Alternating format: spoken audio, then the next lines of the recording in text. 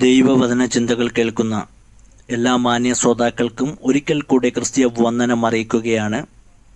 ലൂക്കോസിൻ്റെ സുവിശേഷം 3-ാം അധ്യായം 14-ാം വാക്യം നാം വായിക്കുമ്പോൾ, പടജനവും അവനോട് ഞങ്ങൾ എന്തു ചെയ്യണം എന്ന് ചോദിച്ചതിന്, ആരെയും ബലാത്കാരം ചെയ്യാതെയും ചതിയായി ഒന്നും വാങ്ങാതെയും നിങ്ങളുടെ ശമ്പളം മതി എന്ന് വെപ്പീൻ എന്ന് അവരോട് പറഞ്ഞു.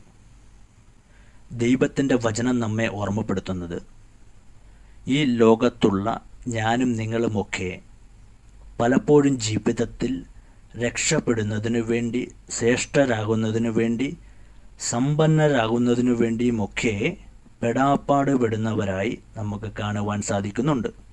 എന്നാൽ ദൈവവചനം പറയുന്നത്, നിങ്ങൾ ദൈവം തരുന്ന നന്മകൾ മാത്രം മതി എന്ന് നിരൂപിക്കുകയും സങ്കല്പിക്കുകയും ചെയ്യുകൊണ്ട് അതിൽ നിങ്ങൾ തൃപ്തിപ്പെട്ടുകൊണ്ട് നിങ്ങൾ മുന്നോട്ട് ജീവിക്കുന്നു എങ്കിൽ ദൈവം നിങ്ങളെ ഉയർത്തുകയും നിങ്ങളെ മാനിക്കുകയും നിങ്ങളെ ശ്രേഷ്ഠരാക്കി തീർക്കുകയും ചെയ്യുക തന്നെ ചെയ്യും എന്ന് ഓർമ്മപ്പെടുത്തുമ്പോൾ തന്നെ, നിങ്ങളുടെ ജീവിതത്തിൻ്റെ നേട്ടങ്ങൾക്ക് വേണ്ടി, സമ്പത്തുണ്ടാക്കുവാൻ വേണ്ടി മറ്റുള്ളവരെ ചതിക്കുകയോ കള്ളം പറഞ്ഞ് ബലാത്കാരത്തിലൂടെ നിങ്ങൾ നേടിയെടുക്കുവാൻ പരിശ്രമിക്കരുത്. അത് നിങ്ങൾക്കും നിങ്ങളുടെ കുടുംബത്തിനും നിങ്ങളുടെ തലമുറയ്ക്കുമൊക്കെ നാശമാണ്, ശാപമാണ് എന്ന് ഓർമ്മപ്പെടുത്തുന്ന വാക്കുകൾ തന്നെയാണ്. രാജാക്കന്മാർക്ക് എഴുതിയ 2-ാം പുസ്തകത്തിലേക്ക് 5-ാം അധ്യായത്തിലേക്ക് പോകുമ്പോൾ, കുഷ്ഠരോഗിയായ നയമാൻ എന്ന് പറയുന്ന മനുഷ്യൻ ഗേലിസ പ്രവാചികയുടെ അടുകിലേക്ക് സൗഖ്യത്തിന് പോകുമ്പോൾ ഒരു സമ്മാനം താൻ കൊണ്ടുപോകുന്നുണ്ട്. സൗഖ്യം പ്രാപിച്ച് മടന്നു പോകുന്ന ആ നയമാൻ പ്രവാചകൻ്റെ അരികിൽ വന്ന് ആ സമ്മാനം കൈമാറുവാൻ പരിശ്രമിക്കുമ്പോൾ പ്രവാചകി പറഞ്ഞു, എനിക്ക് യാതൊന്നും വേണ്ട എന്ന് പറഞ്ഞ് അത് വാങ്ങാതെ അവരെ പറഞ്ഞയക്കുന്നു. അത് കണ്ടു നിൽക്കുന്ന ഗേഹസിയെ നിങ്ങളൊന്ന് ശ്രദ്ധിക്കുക. നയമാൻ്റെ പിന്നാലെ പോയി അല്പദൂരെ യാത്ര ചെയ്ത് കൂടെ എത്തിയിട്ട് പറഞ്ഞു, ഏലിശ പ്രവാചകൻ അല്പം വേണം എന്ന് പറഞ്ഞുകൊണ്ട് ഫോഷ്ക്ക് പറഞ്ഞു, കള്ളം പറഞ്ഞു, ചതിയായിട്ട് നയമാൻ്റെ കയ്യിൽ നിന്ന് ആ സമ്മാനം വാങ്ങി മടങ്ങി വരുന്ന ഒരു ഗേഹസിയാണ് നമുക്ക് കാണുവാൻ സാധിക്കുന്നത്.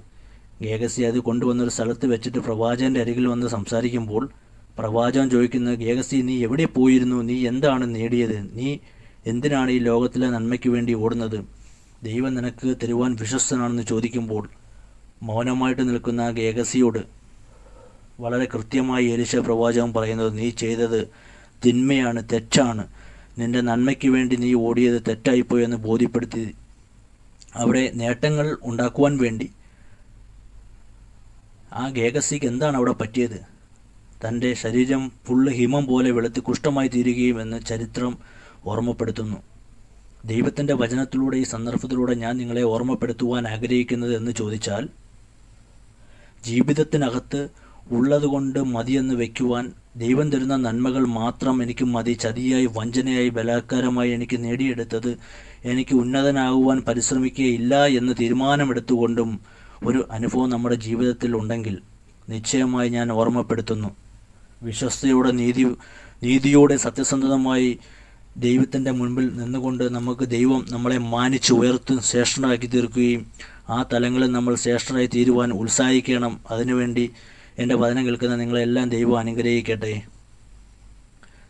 ഗേഹസിയെപ്പോലെ നന്മയുടെ പിന്നാലെ പോയി കുഷ്ഠരോഗിയായി അന്ത്യം പ്രാപിക്കുന്നവരല്ല, ദൈവത്തിൻ്റെ വചനത്തിൽ കർത്താവ് പറയുന്നത് പോലെ വിശ്വസ്തയോടെ ക്രിസ്തീയ ജീവിതം ചെയ്ത് മുന്നോട്ട് കഴിപ്പാനായിട്ട്, അത് നമ്മുടെ കുടുംബത്തിനകത്ത് തലമുറയ്ക്കും നന്മയ്ക്കും അനുഗ്രഹമായി തീരുവാനും ദൈവസന്നിധിയിൽ സമർപ്പിച്ചുകൊണ്ട്, അതിന് സർവ്വശക്തിയുള്ള ദൈവം എൻ്റെ വചനം കേൾക്കുന്ന നിങ്ങൾക്ക് എല്ലാവർക്കും കൃപ നൽകട്ടെ.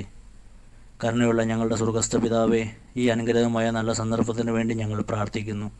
ഞങ്ങളുടെ ജീവിതത്തിൽ ഞങ്ങൾ നേട്ടത്തിന് വേണ്ടി, നന്മ ഉണ്ടാക്കുവാൻ വേണ്ടി, സമ്പന്നരായി തീരുവാൻ വേണ്ടി ബലാത്കാരം ചെയ്യുന്നവരും ചതിക്കുന്നവരും കള്ളം പറഞ്ഞ് നേടുവാനും എന്നുമല്ല, ഞങ്ങൾക്കുള്ളതുകൊണ്ട് മതിയെന്ന് വെച്ച് വിശ്വസ്തയോടെ നിലനിൽക്കുവാനും ഞങ്ങളെ സഹായിക്കണമേ. ദൈവം കരുണ കാണിക്കുന്നുണ്ട്. സ്തോത്രം. യേശു കർത്താവിൻ്റെ നാമത്തിൽ തന്നെ. ആമേൻ.